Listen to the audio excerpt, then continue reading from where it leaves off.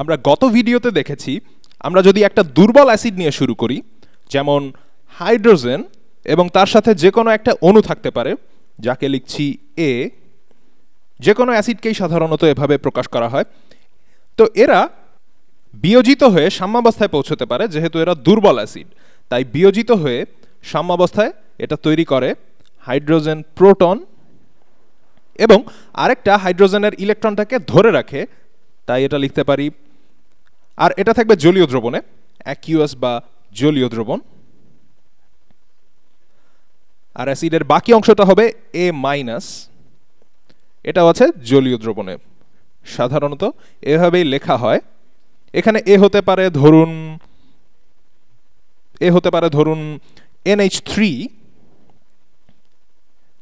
NH3, তাই এ যদি হয় NH3 তাহলে এটা হবে NH4+, মানে অ্যামোনিয়াম, আর এটা হবে NH3 অর্থাৎ অ্যামোনিয়া। আবার এ হতে পারে একটা ফ্লোরিন অণু, এ যদি ফ্লোরিন হয় তখন এটা হয়ে যাবে হাইড্রোজেন ফ্লোরাইড, যার আরেক নাম হাইড্রোফ্লোরিক অ্যাসিড, আর এটা তখন হবে ঋণাত্মক, মানে ঋণাত্মক ফ্লোরিন অ্যানায়ন, যাতে একটা অতিরিক্ত ইলেকট্রন থাকবে।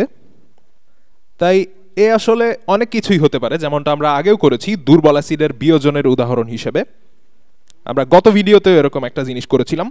যদি এটা অ্যাসিড হয় তো আমি লিখছি, এটা যদি অ্যাসিড হয় তাহলে এটা হবে তার অনুবন্ধী ক্ষার বা কনজুগেট বেস।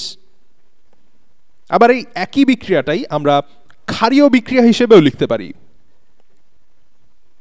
তো আমরা তখন যদি শুরু করি এ মাইনাস দিয়ে, যেটা জলীয় দ্রবণে থাকবে, তাহলে সেটা সাম্যাবস্থায় থাকবে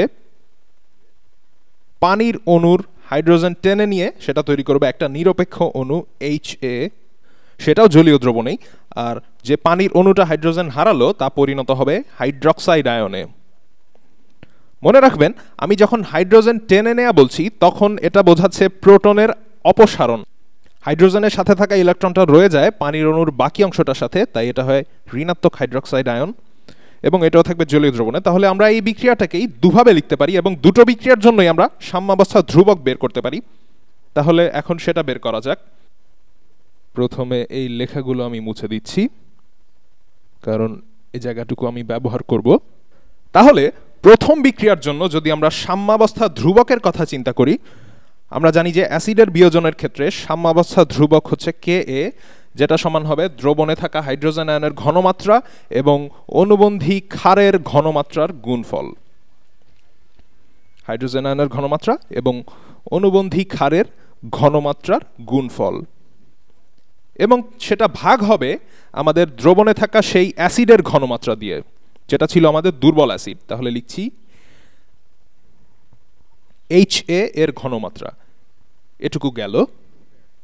এখন আমি একইভাবে এই ক্ষারীয় বিক্রিয়ার জন্য সাম্যাবস্থা ধ্রুবক লিখতে পারি। তো আমি নিচে লিখছি, আমরা জানি সেটা হচ্ছে Kb, যেটা হলো ক্ষারীয় সাম্যাবস্থার ধ্রুবক। এটা সমান হবে উৎপাদগুলোর ঘনমাত্রার গুণফল। আমি এক এক রঙে লিখছি, তাহলে বুঝতে আসলে সুবিধা হয়। তাহলে HA তার সাথে গুণ হচ্ছে আমাদের হাইড্রক্সাইড আয়নের ঘনমাত্রা এবং ভাগ হচ্ছে আমাদের দুর্বল ক্ষারের ঘনমাত্রা A মাইনাস দিয়ে। এখানে মনে রাখা দরকার যে এই ব্যাপারটা শুধুমাত্র দুর্বল অ্যাসিড ও ক্ষারের জন্য সত্য। আমরা যখন শক্তিশালী অ্যাসিড অথবা ক্ষার নেব তারা কিন্তু সাম্যাবস্থায় থাকবে না, তারা কেবল একমুখী বিক্রিয়া দেবে। সুতরাং তাদের জন্য এরকম সাম্যাবস্থা বিক্রিয়া লেখাটা আসলে অর্থহীন, কারণ তারা সবসময় একমুখী হয়, তারা সাম্যাবস্থাতেই থাকে না। তার মানে এটা যদি ক্লোরিন হয় তাহলে এটা হাইড্রোক্লোরিক অ্যাসিড হতো, তাহলে আপনি এটা লিখতে পারতেন না। যেমন আপনি যদি জলীয় দ্রবণে 1 মোল হাইড্রোক্লোরিক অ্যাসিড নেন, তা এই দ্রবণে 1 মোল হাইড্রোজেন প্রোটন দেবে এবং দেবে ক্লোরিন অ্যানায়ন, কিন্তু তারা কিছু করতে পারবে না, যদিও তারা অ্যাসিডের অনুবন্ধী ক্ষার হিসেবেই পরিচিত।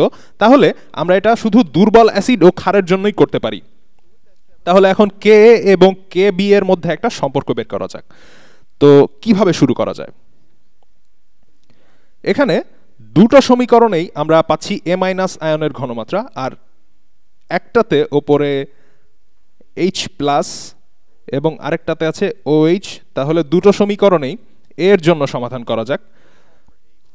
আমরা এই সমীকরণটার দুই পাশে গুণ করতে পারি HA ভাগ H প্লাস দিয়ে। তাহলে বাম দিকে আমরা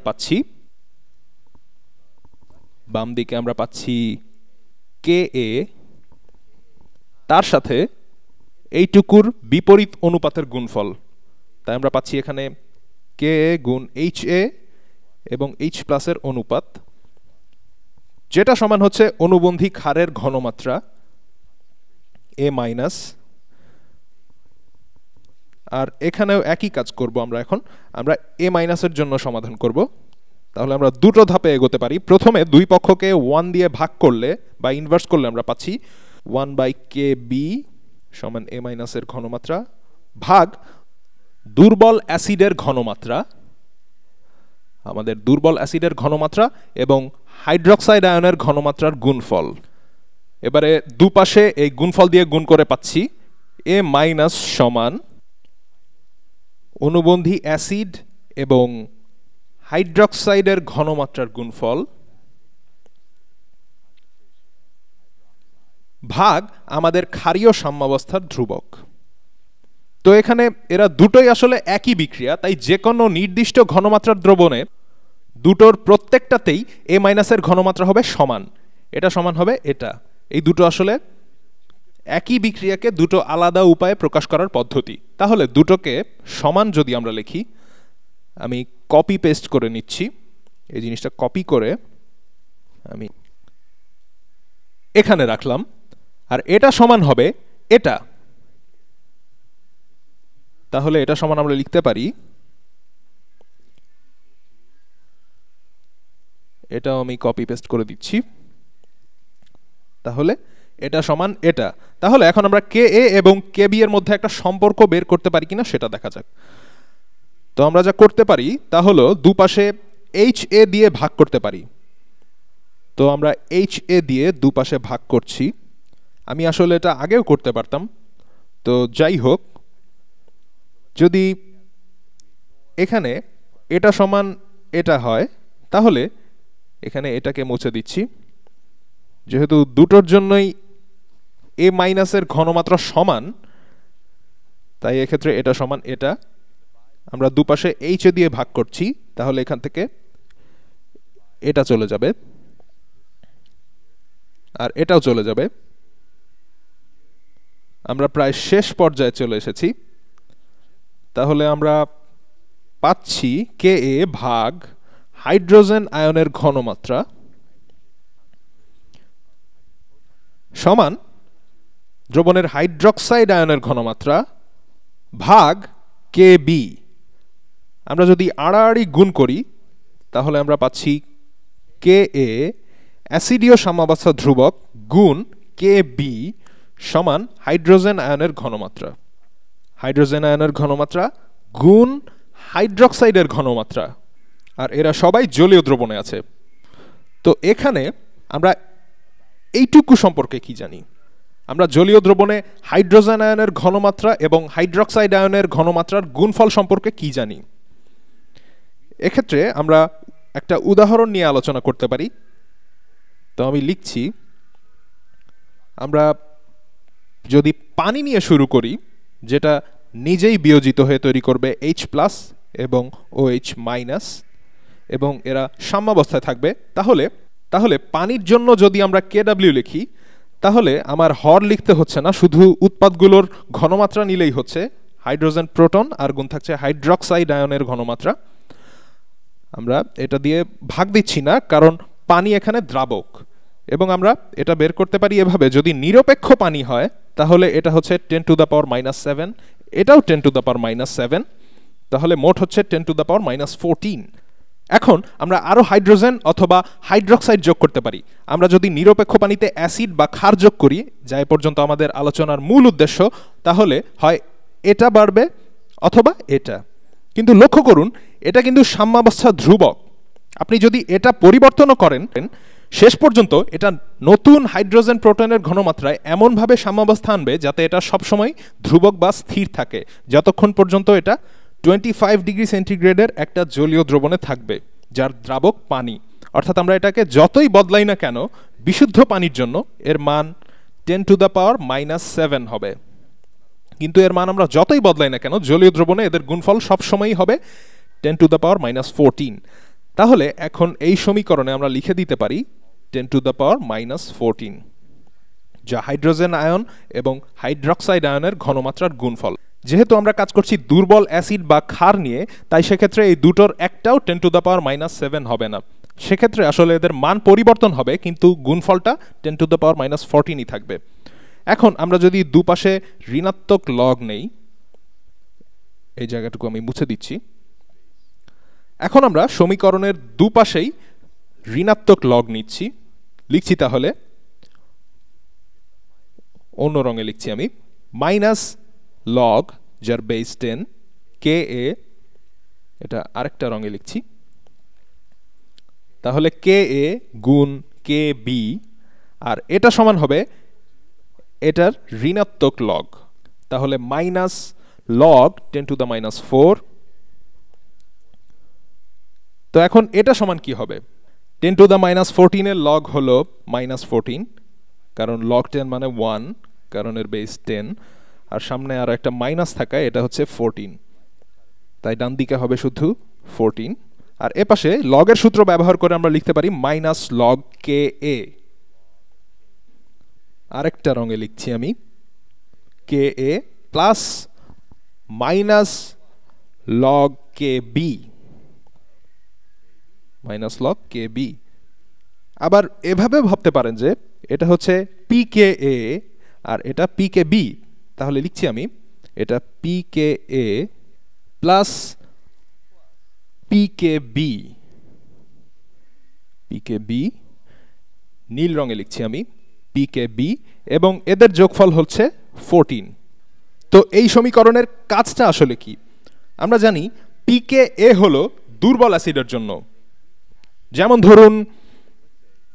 ধরা যাক NH4+, এটা একটা দুর্বল অ্যাসিড, এটা একটা এইচ ছেড়ে দেয়, এটা আবার বিপরীতমুখী হয়ে একটা এইচ নিতেও পারে, কারণ এটা উভমুখী বিক্রিয়া দেয়, তাই এটা একটা দুর্বল অ্যাসিড। আপনি যদি উইকিপিডিয়াতে খুঁজে দেখেন তাহলে দেখবেন NH4 এর জন্য pKa এর মান হলো 9.25, 9.25, তাহলে এটা 9.25 অ্যামোনিয়ামের জন্য। তাহলে NH3 এর জন্য pKb কত হবে? তাহলে আমরা লিখতে পারি এভাবে যে NH4 এটা আছে সাম্যাবস্থায়, এটা প্লাস, এটা একটা হাইড্রোজেন প্রোটন ছেড়ে দেবে আর দেবে NH3 বা অ্যামোনিয়া। যেহেতু বিক্রিয়াটা অ্যাসিডের জন্য তাই এটা pKa এর সাথে সম্পর্কিত, তাহলে বিক্রিয়াটার জন্য সাম্যাবস্থা ধ্রুবকের ঋণাত্মক লগ হবে 9.25, 9.25। আর এখন আমি যদি বিপরীতভাবে অনুবন্ধী ক্ষারের জন্য বিক্রিয়াটা লিখি, তাহলে অ্যামোনিয়া বিয়োজিত হয়ে দিচ্ছে অ্যামোনিয়াম প্লাস, এটা পানির অণু থেকে একটা হাইড্রোজেন প্রোটন নিয়ে OH মাইনাসে পরিণত হয়। তাহলে এখন এই ক্ষারীয় বিক্রিয়ার জন্য সাম্য ধ্রুবকের ঋণাত্মক লগ অর্থাৎ pKb কত হবে? এখানে এটার মান হচ্ছে 9.25, আর 9.25 প্লাস pKb হলো 14, তাই 14 মাইনাস 9.25 হবে 4.75। তাহলে আমরা জেনে গেলাম অনুবন্ধী ক্ষারের জন্য সাম্য ধ্রুবকের মান। তার মানে আপনাকে জানতে হবে যে pKa আর pKb এর যোগফলটা আসলে 14। সবসময় মনে রাখবেন যে p হচ্ছে সবসময় কোনো কিছুর ঋণাত্মক লগ, এক্ষেত্রে এটা অ্যাসিডীয় বিক্রিয়ার সাম্য ধ্রুবকের ঋণাত্মক লগ প্লাস ক্ষারীয় বিক্রিয়ার সাম্য ধ্রুবকের ঋণাত্মক লগ। যেই ক্ষারটা আসলে এই অ্যাসিডের অনুবন্ধী ক্ষার, সবসময় এর মান হবে 14, যেখানে এটা থাকবে কক্ষ তাপমাত্রায় অর্থাৎ 25 ডিগ্রি সেন্টিগ্রেডে জলীয় দ্রবণে।